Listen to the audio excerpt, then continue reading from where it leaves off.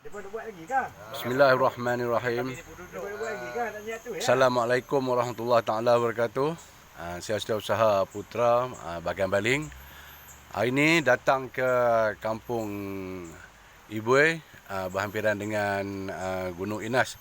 Seperti sedia maklum, tersebar video-video berkaitan dengan pengusaha-pengusaha Musang King dari warga China.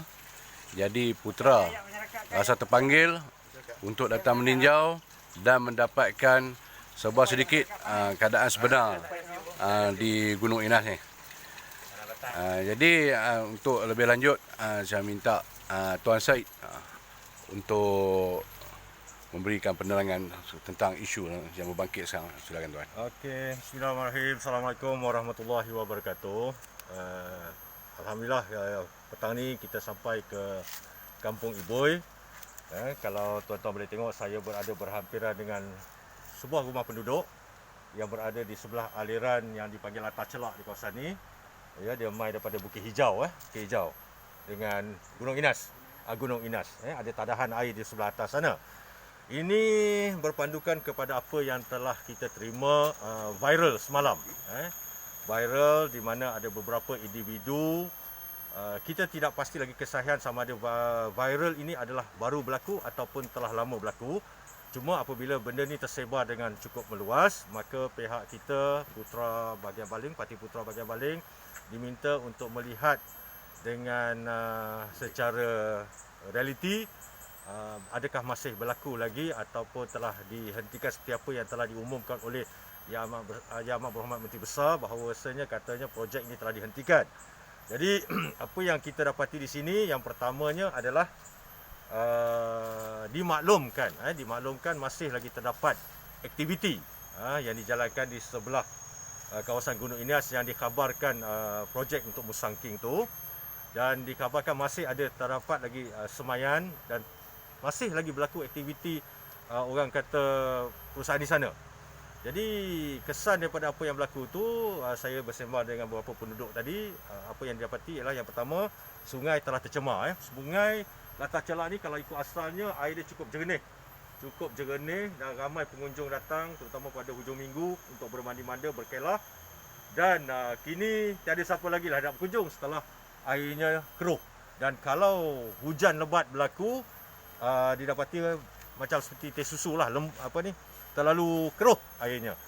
Jadi kesan yang kedua yang penduduk bimbang ialah apabila air masyarakat, sebelum ni mereka menggunakan air masyarakat iaitu waktu air jernih. Pada saat ini mereka terpaksa juga menggunakan air masyarakat kerana kebanyakan rumah tiada air sadar, air kerajaan tu tak sampai, tak ada piping. Jadi inilah tuan-tuan, air keruh yang mereka gunakan hari-hari. Daripada asalnya jernih, hari ini menjadi keruh dan mereka terpaksa juga menggunakan untuk aktiviti harian mereka. Dan kebimbangan yang lebih utama penduduk di sini ialah apabila aktiviti beracun dilakukan nanti di peringkat atas, kerana dimaklumkan di atas dia ada satu dam dan projek tu atas daripada dam lagi.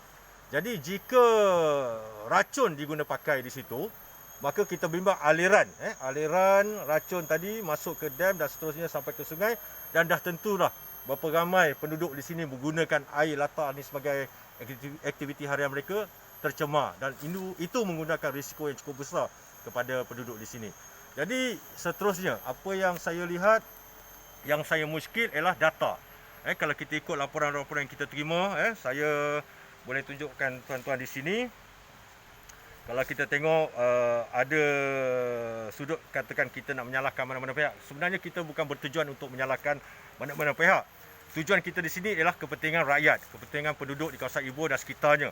Iaitu yang mana yang paling penting, jika dimaklumkan oleh Yang Amat Menteri Besar sendiri bahawa projek ini telah dihentikan, so bagaimana pula mengikut laporan masih terdapat lagi aktiviti di peringkat atas. Itu yang pertama.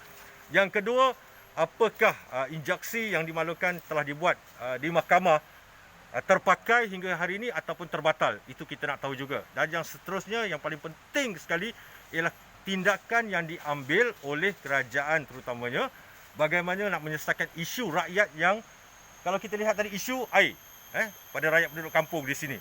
Ini antara elemen-elemen yang kita rasa kita perlu ambil tahu dan kita hendak kerajaan negeri menjawab soalan-soalan kita ini dengan cara telus, jujur dan tiada lagi orang kata hipokrit di sana sini. Ini penting bagi kita sebagai sebuah parti perjuangan, parti untuk rakyat.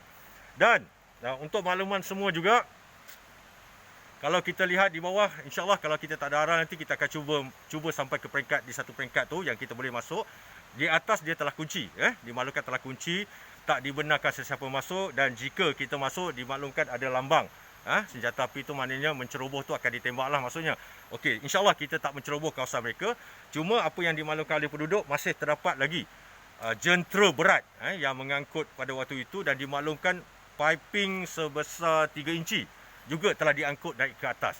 Jadi bermaksud aktiviti itu masih berjalan. Jadi Putra Baling menuntut penjelasan yang jelas daripada kerajaan negeri lah, terutamanya daripada Amat Berhormat Menteri Besar, kerana Menteri Besar sendiri telah mengeluarkan statement pada tahun lepas bahawa projek ini telah dihentikan. Projek ini telah dihentikan dan katanya dah melalui proses mahkamah. Kita ada data-data di sini, tuan-tuan boleh tengok yang ada dekat sini dalam laporan berita harian pun kita ada, Harian Metro pun kita ada yang telah dikeluarkan. So ini kita nak tahu. Dan kedua, apa yang saya dimaklumkan juga viral semalam tu, kononnya skamer yang menggunakan tempat itu untuk mereka gunakan dengan tujuan yang tidak baik. Jadi saya pohon juga kerajaan menyiasat perkara ini. Jika kalau perkara ini boleh berlaku, bagaimana mereka boleh terlepas masuk ke dalam, sedangkan kawasan itu telah dipagar dan tidak dibenarkan sesiapa juga boleh masuk sampai ke dalam. Ini satu persoalan yang kita perlu dapatkan penjelasan. Jadi saya pohon sekali lagi mewakili semua penduduk di sini, khususnya yang telah berjuang lama. Penduduk sini saya dimaklumkan ada juga jawatankuasa bertindak terhadap projek Musang King ni.